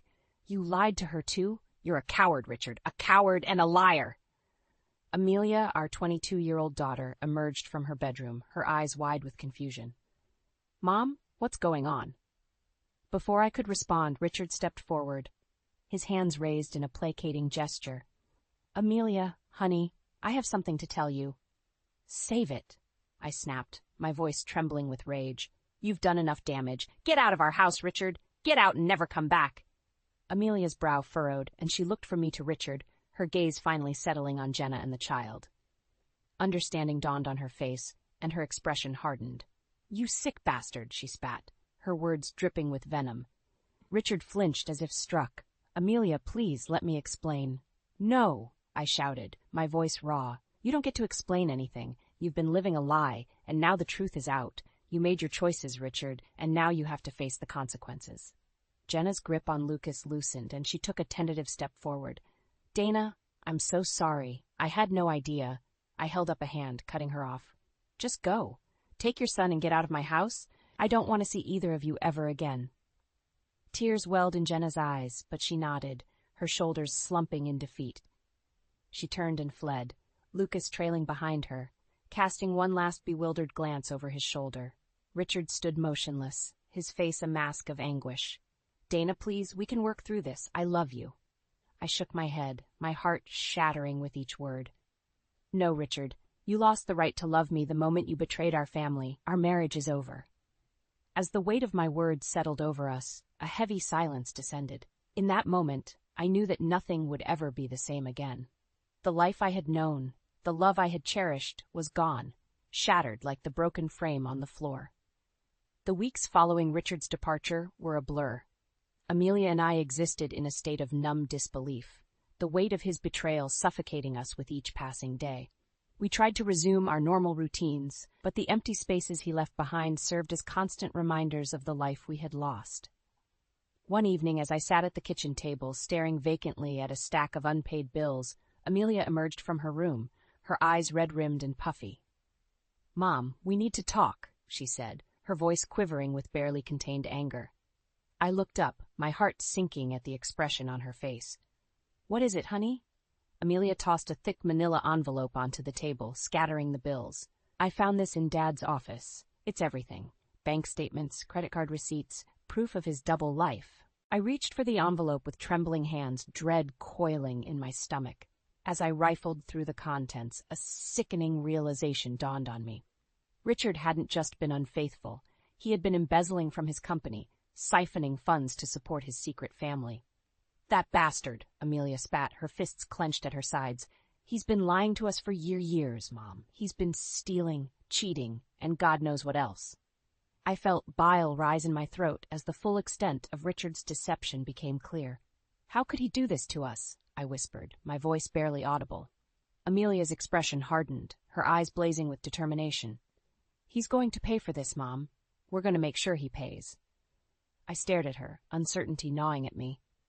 "What are you saying, Amelia?" She leaned forward, her gaze unwavering. "I'm saying we expose him for the lying, thieving scumbag he is. We take all this evidence to his company, to the police. We burn his life to the ground, just like he did to ours." A part of me recoiled at the thought of such vengeance, but another, darker part couldn't deny the appeal of seeing Richard suffer the consequences of his actions. "What about Jenna and the kid?" I asked, my voice trembling. "They're caught up in this, too." Amelia's expression softened, just for a moment. "We'll reach out to Jenna. Maybe she'll see reason and help us take him down." I nodded slowly, my mind whirling with 1,000 different thoughts and emotions. "Okay," I said finally, my resolve hardening. "We'll do it. We'll make him pay for what he's done." Amelia's grim smile sent a shiver down my spine. "Good. It's time we showed that lying piece of garbage what happens when you mess with the Whitaker women." As she turned and stalked back to her room, I couldn't help but wonder if we were embarking on a path we might one day regret. But in that moment, all I could feel was a burning desire for retribution. A need to see Richard suffer as we had suffered, to make him pay for the lies that had shattered our lives. In the days that followed, I found myself standing at a crossroads, torn between the desire for vengeance and the fear of diving headlong into a path of destruction. As I pored over the evidence Amelia had uncovered, the weight of Richard's betrayal threatened to crush me. Amelia, however, remained resolute, her determination unwavering. "We can't let him get away with this, Mom," she insisted, her voice laced with urgency. "He needs to face the consequences of his actions." I nodded numbly, my mind a whirlwind of conflicting thoughts and emotions. A part of me longed to see Richard suffer, to watch as his carefully constructed facade crumbled around him. But another part, the part that still clung to the remnants of the love I once felt, recoiled at the thought of such vindictiveness. "What if we go too far?" I asked, my voice barely above a whisper. "What if we become the monsters we're trying to destroy?" Amelia's expression softened, and she reached across the table to grip my hand. "Mom, we're not the ones who created this mess. We're just fighting to reclaim what's ours, our dignity, our self-respect. Richard is the one who chose to lie and cheat. He's the monster here." Her words resonated deep within me, igniting a spark of determination that had been flickering dangerously close to extinguishment. She was right. Richard had brought this upon himself, and it was time he faced the music. "You're right," I said, squeezing her hand. "We can't let him get away with this. We need to take him down, once and for all." Amelia's eyes gleamed with a mixture of relief and anticipation. "Good, then let's get to work." Over the next few days, we pored over the evidence, meticulously piecing together a timeline of Richard's deceit. Bank statements, credit card receipts, and damning emails painted a picture of a man consumed by greed and selfishness, willing to sacrifice everything, including his family, for his own desires. As we worked, I could feel the anger simmering within me, a slow burn that threatened to consume me if left unchecked. Each new revelation, each fresh betrayal, stoked the flames of my fury until I could barely contain the rage that coursed through my veins. Finally, we had everything we needed: a damning dossier of Richard's misdeeds, a veritable mountain of evidence that would bury him beneath the weight of his own lies. "It's time," Amelia said, her voice steely with determination. "Time to make that bastard pay." I nodded, my jaw clenched tight. Yes, it's time to end this, once and for all. As we stood there, united in our quest for retribution, I knew there was no turning back. Richard had made his choices, and now he would face the consequences, no matter how steep the price. With our dossier of evidence against Richard firmly in hand, Amelia and I knew it was time to take action. We couldn't move forward alone, not if we wanted to ensure Richard faced the full weight of his crimes. "We need help," Amelia said grimly, her fingers drumming against the tabletop. "Legal help." I nodded, my stomach churning with a mixture of apprehension and anticipation. "You're right. We'll need an attorney, someone who can navigate the legal system and make sure Richard can't wriggle his way out of this." Amelia's eyes narrowed, her jaw set in a hard line. "I know just the person." A few days later, we found ourselves seated across from Samantha Kendrick, a no-nonsense attorney with a reputation for taking on high-profile cases. As we laid out the evidence before her, her expression remained inscrutable, betraying none of the shock or disgust we had expected. "This is quite a dossier," she said at last, her voice calm and measured. "If even half of these allegations are true, your husband is in deep trouble." Amelia leaned forward, her eyes blazing with intensity. "Every single word is true, Miss Kendrick. That lying, cheating scumbag has been deceiving us for years, stealing from his company to fund his double life." Samantha held up a hand, silencing Amelia's outburst. "I believe you, Miss Whitaker. But belief alone won't be enough to convict your husband. We'll need concrete evidence, a paper trail that leaves no doubt as to his guilt." I nodded, my heart pounding in my chest. "We understand. What do you need from us?" Over the next few weeks, Samantha guided us through the process of collecting additional evidence, ensuring that every I was dotted and every T was crossed. Her meticulous attention to detail was both reassuring and unsettling, a constant reminder of the gravity of the situation we found ourselves in. As our case against Richard grew stronger, Amelia and I faced another hurdle, the question of what to do about Jenna and her son, Lucas. They were collateral damage in Richard's web of lies, innocent victims caught up in his selfish scheme. "We should reach out to her," Amelia said one evening, her voice laced with a surprising note of compassion. "She might be willing to help us, especially if it means protecting Lucas." I hesitated, unsure of how to proceed. What if she's loyal to Richard? What if she refuses to cooperate? Amelia's expression hardened. Then we'll have to find another way. But we owe it to ourselves and to her to at least try. In the end, Jenna proved to be an unexpected ally, her anger and hurt at Richard's deception eclipsing any lingering loyalty she might have felt. She provided us with a wealth of information, corroborating our evidence and filling in the gaps in Richard's carefully constructed lies. As the final pieces fell into place, a sense of grim determination settled over us. We had done everything in our power to ensure that Richard would face the consequences of his actions, no matter how painful or devastating they might be. "It's time," Samantha said, her voice quiet but resolute. "Time to bring him down." Amelia and I exchanged a glance, a silent understanding passing between us. There was no turning back now. The wheels of justice had been set in motion, and Richard's world was about to come crashing down around him. As the days ticked by, a sense of foreboding settled over our household. Despite our meticulous preparations, a nagging doubt lingered in the back of my mind. What if Richard somehow managed to evade justice? What if, after everything we'd been through, he still found a way to escape the consequences of his actions? Amelia, ever the voice of reason, brushed aside my concerns with a wave of her hand. "He's not getting away this time, Mom. We've got him dead to rights."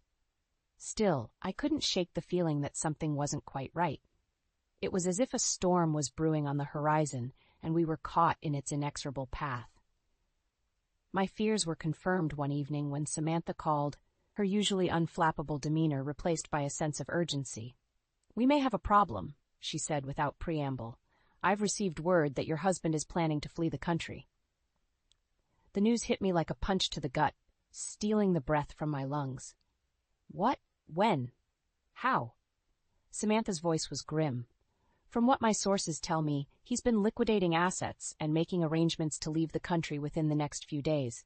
He's taking Jenna and the boy with him." Anger surged through me, hot and pulsing. The coward was running, trying to escape the consequences of his actions just as we were closing in. "That lying, spineless bastard," Amelia snarled, her hands clenched into white-knuckled fists. "He's not getting away that easily." I drew in a shaky breath, forcing myself to remain calm. "What do we do, Samantha? How do we stop him?" There was a pause on the other end of the line, and I could almost picture Samantha weighing her options. We move forward with our plan, but we do it now, before he has a chance to disappear. We confront him, hit him with everything we've got, the evidence, the charges, all of it. We take away his ability to run. Amelia nodded, her jaw set in a hard line. "Let's do it. I'll call Jenna, make sure she's on board." As I hung up the phone, a sense of determination washed over me. We were so close, so tantalizingly close to seeing Richard face the consequences of his actions. I couldn't, let him wriggle free, not after everything he'd put us through. The next few days were a whirlwind of activity as we finalized our plans.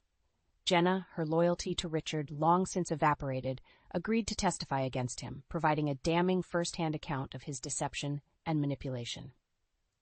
Finally, the day of reckoning arrived. As we made our way to Richard's office, the weight of the moment pressed down upon us like a physical force. This was it. The culmination of weeks of planning, of pain and anger, and a burning desire for justice. Samantha squeezed my arm reassuringly. "It's going to be okay," she murmured. "We've got this." I nodded, forcing a tight smile. "I know. It's time for Richard to face the music." As we stepped into the building, I could feel the storm gathering around us, the winds of change whipping at our backs. There was no turning back now. The only way out was through, and I was determined to see this through to the bitter end, no matter the cost. The tension in the air was palpable as we strode into Richard's office, our footsteps echoing like thunderclaps in the hushed stillness. Samantha took the lead, her shoulders squared and her gaze unwavering, while Amelia and I flanked her on either side, our faces set in grim determination. Richard looked up from his desk, his expression morphing from surprise to confusion to outright panic as he registered our presence. "Dana? Amelia? What's going on?" Before he could say another word, Samantha stepped forward, brandishing a thick manila envelope. "Richard Whittaker, you're under investigation for embezzlement, fraud, and adultery." The color drained from Richard's face as the weight of Samantha's words sank in. "What? That's absurd. You can't possibly believe these ridiculous accusations." Amelia's hands clenched into fists at her sides. "Cut the crap, Dad. We know everything. The lies, the cheating, the secret family. It's all over." Richard's eyes darted back and forth, his mind clearly racing to concoct some new web of deception. "Jenna told you, didn't she? That lying little bee?" "Don't you dare!" I cut him off, my voice trembling with barely contained fury. "Don't you dare try to pin this on Jenna or anyone else. This is your doing, Richard. Your lies, your betrayal. Samantha stepped forward again, her expression impassive. "We have irrefutable evidence of your misdeeds, Mr. Whitaker. Bank statements, financial records, eyewitness testimony, all of it points to a pattern of embezzlement and fraud stretching back years." Richard's face contorted in a snarl of rage. "You think you can take me down with some flimsy evidence and trumped-up charges? I'll bury you all in lawsuits, you hear me? This isn't over, not by a long shot." Amelia's laughter was cold and derisive. "Keep telling yourself that, Dad. Your days of lying and cheating are over. You're finished." As if on cue, the door to Richard's office burst open, and a trio of stern-faced security guards entered, flanked by 2 police officers. "Richard Whitaker, you're under arrest for embezzlement and fraud. You have the right to remain silent." The world seemed to slow as the officers approached, their movements deliberate and inexorable. Richard's mask of bravado crumbled, his eyes widening in panic as the gravity of the situation finally sank in. "No, wait, you don't understand," he sputtered, his hands raised in a futile gesture of surrender. "This is all a mistake. Dana, please, you have to believe me." But his pleas fell on deaf ears as the officers seized him, roughly spinning him around and snapping the handcuffs into place. As they led him away, his gaze met mine, and for a fleeting moment I saw a glimmer of the man I had once loved, the man who had promised to cherish and protect me, the man who had sworn to love me until the end of time.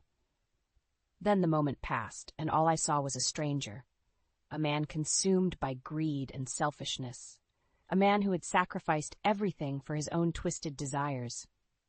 And in that instant, I knew that the Richard what had loved was gone, lost forever in the tangled web of his own lies. As the door swung shut behind him, a profound silence descended upon the room, broken only by the faint sound of Amelia's ragged breathing. We had done it. We had brought Richard Whitaker to his knees, exposed his lies for the world to see. But even as a sense of grim satisfaction washed over me, I couldn't help but wonder if the price we had paid was too high. Had our quest for vengeance cost us more than we could ever hope to regain? Only time would tell. In the aftermath of Richard's arrest, a surreal calm settled over our lives. After the whirlwind of emotions and the relentless pursuit of justice, the sudden stillness felt almost suffocating.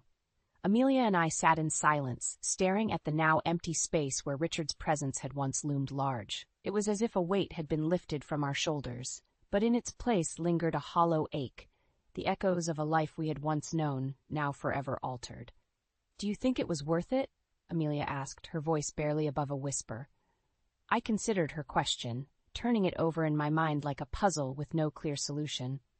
"I don't know," I admitted finally. "Part of me feels like we did the right thing, that he got what he deserved, but another part—" My voice trailed off, the words catching in my throat. Amelia nodded, her expression somber. "Yeah, I know what you mean." In the days that followed, we learned the full extent of Richard's betrayal. The embezzlement charges alone were staggering, with evidence suggesting he had siphoned off hundreds of thousands of dollars from his company over the years. But it was the personal revelations that cut deepest. The secret bank accounts, the hidden assets, the paper trail of lies that stretched back nearly a decade. Jenna, it seemed, had been just one in a long line of mistresses, a mere footnote in Richard's sordid chronicle of infidelity. And poor Lucas, that innocent child caught in the crossfire of his father's selfish actions, was left to pick up the pieces of a life he had never asked for. As the media frenzy swirled around us, Amelia and I retreated into ourselves, seeking solace in the quiet moments away from the prying eyes and endless questions. We had sacrificed so much in our pursuit of vengeance, and now that the dust had settled, we were left to confront the consequences of our choices. One evening, as the sun dipped below the horizon, painting the sky in shades of crimson and gold, there was a knock at the door. I opened it to find Jenna standing on the doorstep, her eyes rimmed with tears. "Dana," she said, her voice thick with emotion, "I just wanted to say thank you for everything." I blinked, taken aback by her unexpected gratitude. "Jenna, I don't know what to say." She shook her head, a sad smile tugging at the corners of her mouth. "You gave me the strength to break free, to see Richard for the monster he truly is. I'll never be able to repay that debt." As she turned to leave, I found my voice once more. "Jenna, wait." She paused, her eyes questioning. "What will you do now?" I asked. With Lucas, I mean? Jenna's expression hardened, a steely resolve settling over her features. I'll raise him to be a better man than his father, to know the value of honesty, loyalty, and integrity. Richard may have given him life, but I'll make sure he never inherits his father's sins. With those words, she was gone, disappearing into the gathering dusk as abruptly as she had arrived. As I watched her retreating figure, I couldn't help but feel a glimmer of hope amidst the lingering sadness and regret. Perhaps in the end our quest for vengeance had achieved something greater than mere retribution. Perhaps, by exposing Richard's lies and holding him accountable, we had created a ripple effect, a chance for others like Jenna and Lucas to break free from the chains of his deception and forge a better path forward. As the last rays of sunlight faded, casting long shadows across the room, I realized that our journey was far from over. The road ahead would be long and arduous, paved with difficult choices and painful realizations. But for the first time in what felt like an eternity, I allowed myself to believe that we might just make it through. Battered and bruised, perhaps, but stronger for having weathered the storm. The weeks following Richard's arrest were a whirlwind of chaos and change. As the legal proceedings ground on, Amelia and I found ourselves thrust into the harsh glare of the media spotlight, our private lives suddenly laid bare for the world to dissect and analyze.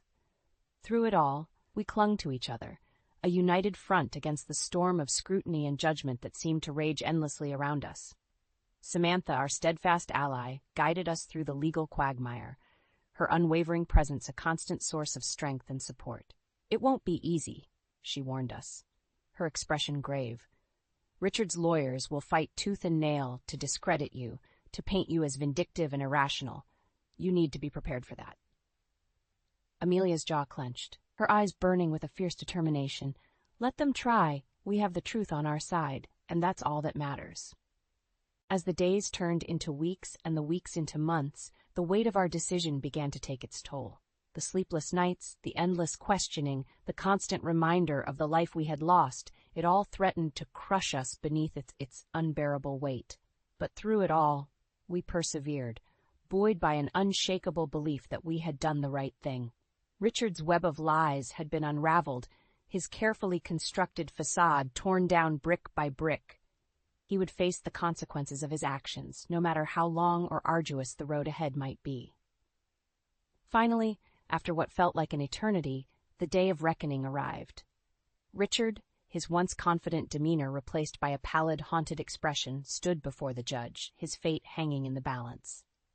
As the charges were read aloud, embezzlement, fraud, adultery, a hush fell over the courtroom. Even the most seasoned journalists and legal experts seemed taken aback by the sheer magnitude of his misdeeds. Amelia and I sat in the front row, our hands clasped together in a silent show of solidarity. Jenna was there too, her eyes fixed on Richard with a mixture of anger and pity. When the verdict was finally announced, guilty on all counts, a collective gasp rippled through the room. Richard's shoulders slumped, his head bowing in defeat as the weight of his sins finally came crashing down upon him. In the aftermath, as the media circus swirled around us once more, Amelia and I found ourselves clinging to each other, tears of relief and sorrow mingling on our cheeks. "It's over," Amelia whispered, her voice thick with emotion. "It's finally over." I nodded, my throat constricted by a torrent of conflicting emotions. The road ahead was still shrouded in uncertainty, but for the first time in what felt like an eternity, I could see a glimmer of light at the end of the tunnel. In the days and weeks that followed, we began to piece our lives back together, one fragile step at a time. Jenna, her custody of Lucas secured, reached out to us, and an unlikely bond of understanding began to form. We were survivors, united by the scars of Richard's betrayal, but determined to forge a new path forward. As for Richard, his fate was sealed. A lengthy prison sentence, his once promising future reduced to a mere footnote in the annals of his own hubris and greed. But even as the world around us moved on, the echoes of our ordeal lingered, a constant reminder of the price we had paid for justice. The road to healing would be long and arduous, paved with difficult choices and painful realizations.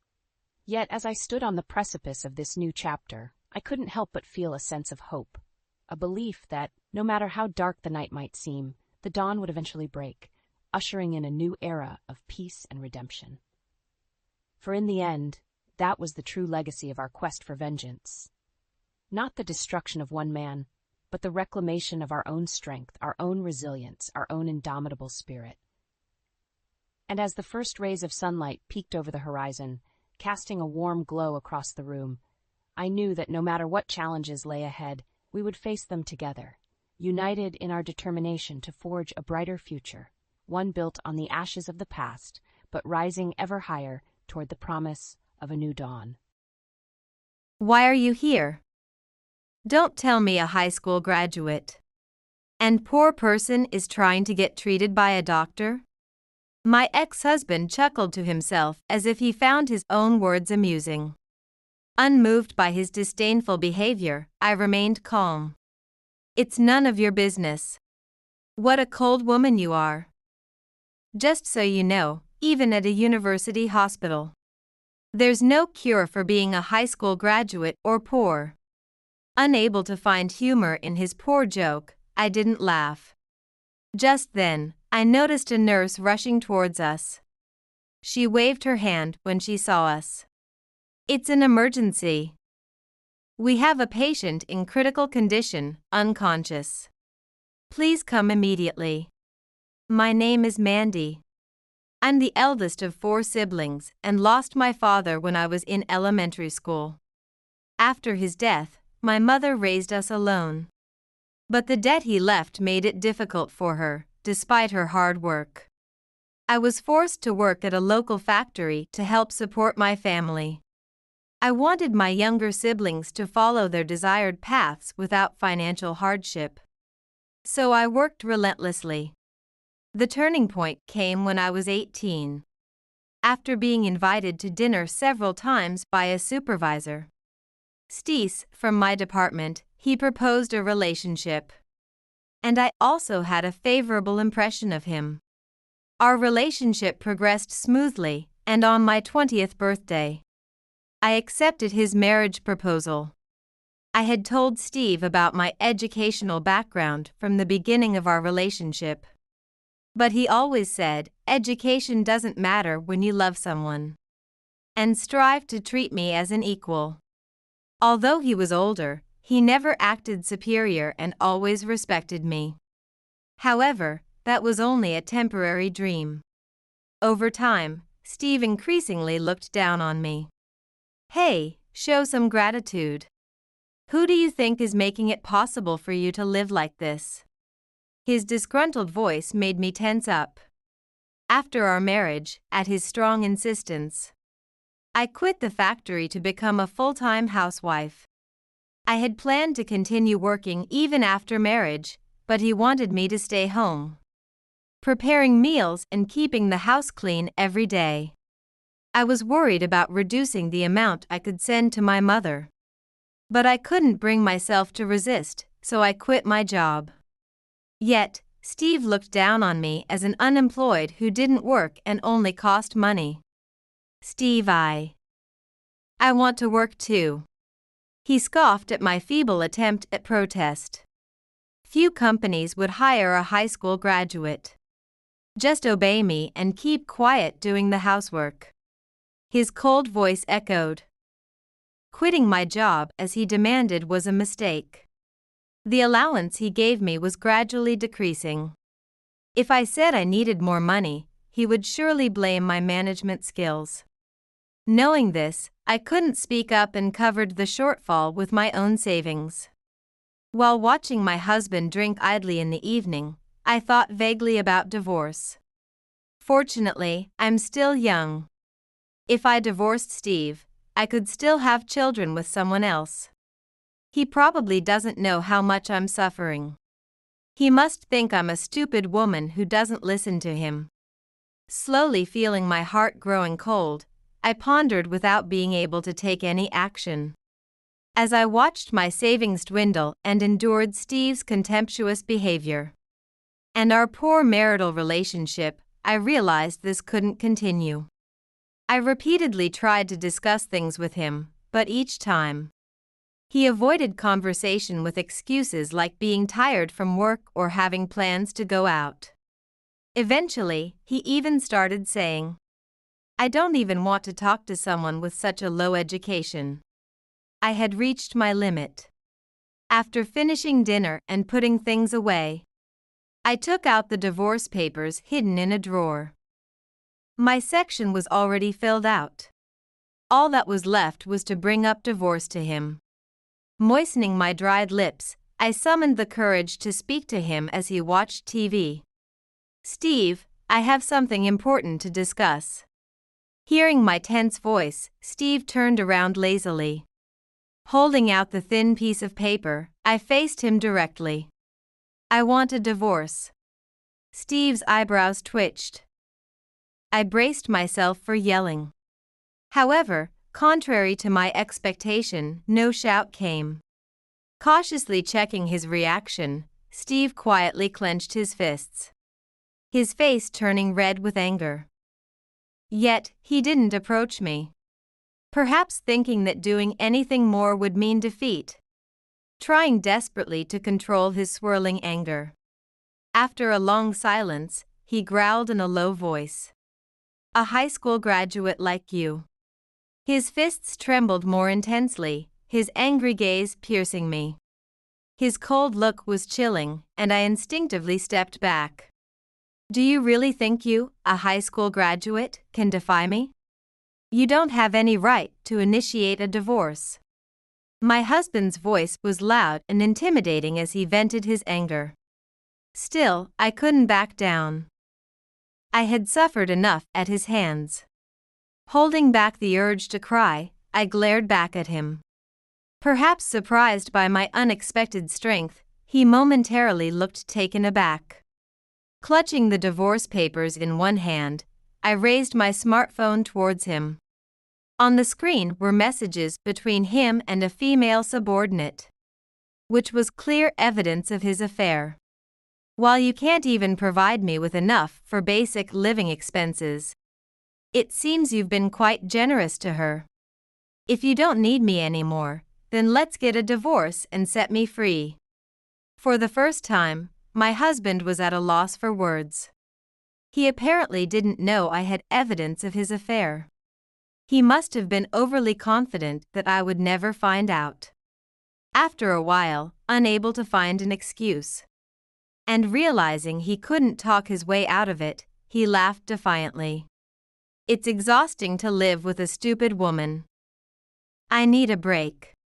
Without any remorse, he admitted to the affair and turned his back on me as if the conversation was over. I felt a hollow ache in my chest, and I circled around to turn off the TV, bringing silence back to the living room.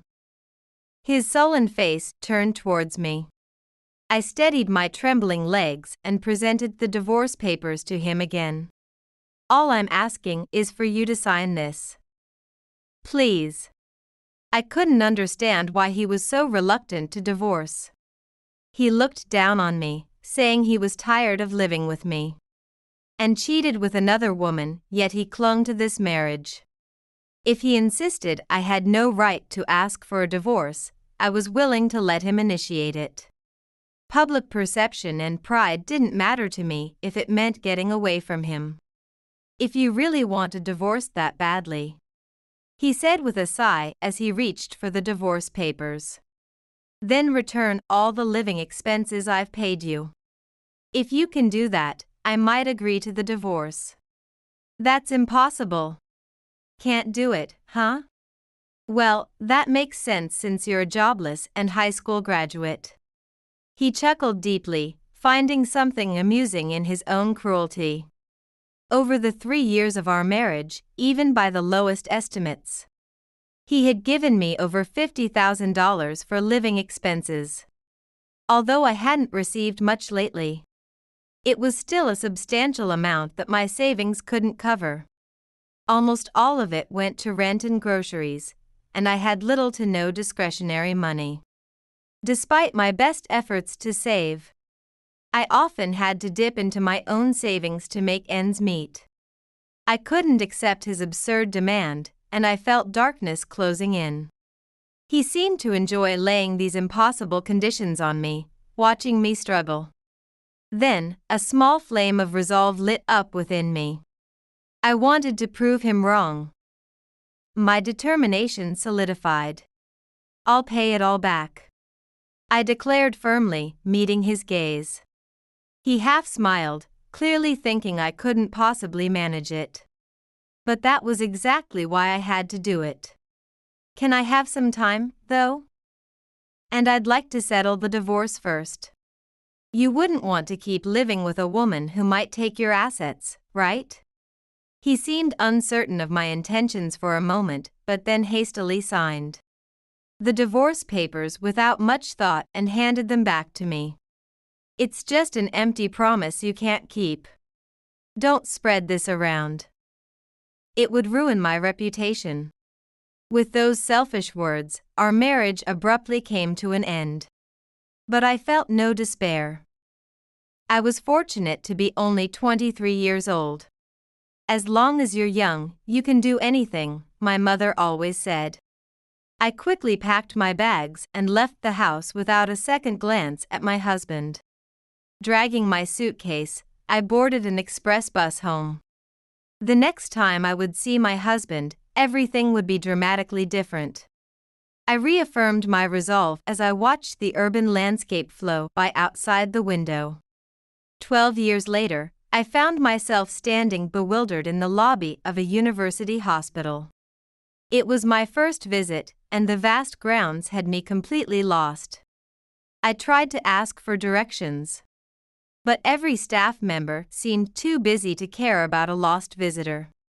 I spun the map in my hands, trying to figure out where I was and where I needed to go. Could it be Mandy? Suddenly, a man's voice called my name from behind.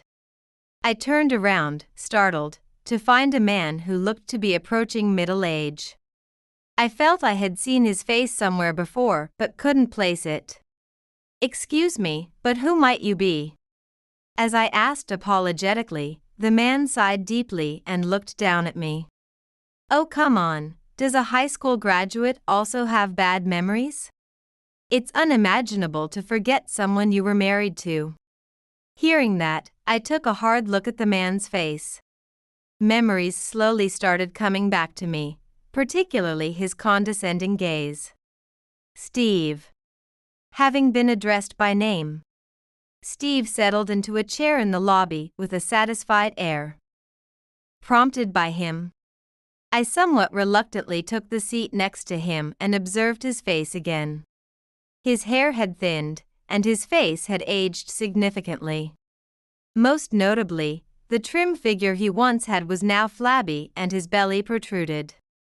12 years had indeed changed him. You recognized me quite well, didn't you? Well, of course, your face hasn't changed at all, and you're still ugly. His casual insult didn't faze me. I was too weary to make a fuss about it.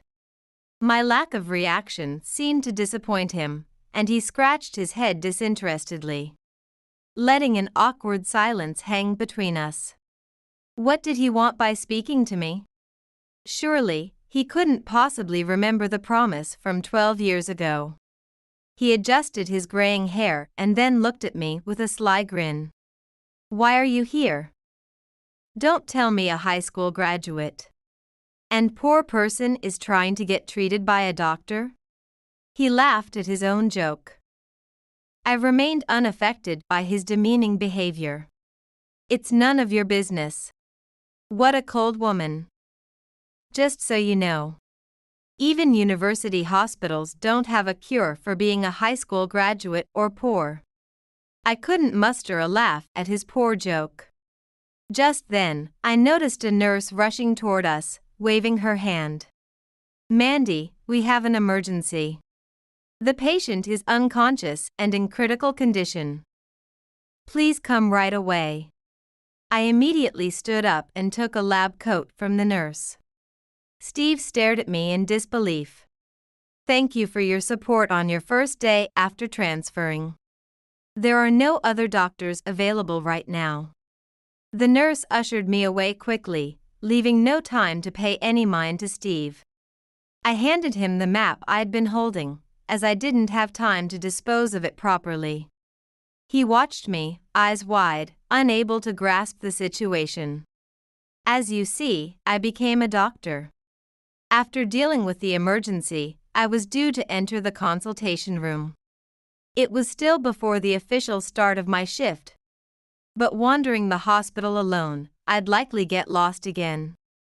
I reviewed the medical chart and gasped when I saw who it was. Steve, too, widened his eyes in disbelief upon seeing me in the examination room. According to the chart, Steve was suffering from a heart condition and had been referred to the university hospital. I immediately composed myself and returned to my duties. Steve, seemingly dissatisfied, did not attempt to hide his sour expression. "Any questions before you leave?" I asked routinely. "How did a high school graduate become a doctor?" he muttered under his breath. The nurse behind me looked at him with a puzzled expression. I hesitated for a moment before responding. My father was a doctor. It's not that I was not intelligent enough to attend university. I remembered my father vaguely. He was always busy with work, rarely home, and squandered most of what he earned on alcohol and hostess clubs, even accruing debts. Yet, I was grateful for his passion for education, without which I would not have become a doctor. I had always believed, since I was aware, that I would be a doctor like him. I never struggled academically through elementary and middle school, even in high school, and my mother was always pleased, confident I could become a doctor. After my father passed away, I had to start working. But I continued to study diligently, and eventually applied to medical school. But you couldn't have afforded university. My mother saved all the money I sent home. There was also a scholarship program. A scholarship? You. His demeaning tone almost got to me. But I quickly regained my composure and glanced at his worn-out face. You always underestimated me as a stupid high school graduate. But you just never noticed. His face contorted with displeasure as he glared at me. A nurse whispered from behind that it was almost time. I put away the chart and prepared to call the next patient. Then, as if remembering something, I looked back at him. "Oh, as for the living expenses you wanted me to repay, I can pay them back now, and double the amount. I earn more than you do now." His face flushed a deep red. I had chosen my words carefully to crush his excessive pride. Although his anger visibly bubbled, he managed only to stand up. With a loud noise in the examination room, which was a public space visited by other staff. "What is this, a quack doctor? I'll file a complaint against this hospital." With that disjointed parting shot, he stormed out of the examination room. Left alone, I exhaled deeply, releasing the fatigue. Despite the weariness, I felt oddly refreshed. Eventually, Steve chose to seek treatment at another hospital. But he was advised there as well to return to the university hospital where I worked. When he came back, he looked uncomfortable. After our divorce, the woman he had an affair with had left him, and rumors of his infidelity had spread throughout his office. The affair and our divorce had become public, forcing him to resign. He had been abandoned by both women, damaging his pride, increasing his drinking and smoking, which had led to his heart condition. I felt a slight pity as he faced a major surgery. But considering how he had treated me during our marriage, I couldn't find it in me to forgive him. Of course, his treatment was a separate matter, and I carried out my duties professionally. We still see each other occasionally during his checkups. At one point, he even suggested we try again, but I politely declined. I have no intention of marrying anytime soon and am happily living with my family. It might sound strange for me to say, but as a doctor, my reputation is quite good. And I earn enough to support my mother and siblings. Amidst my busy but fulfilling days, I sometimes reflect on that fruitless marriage.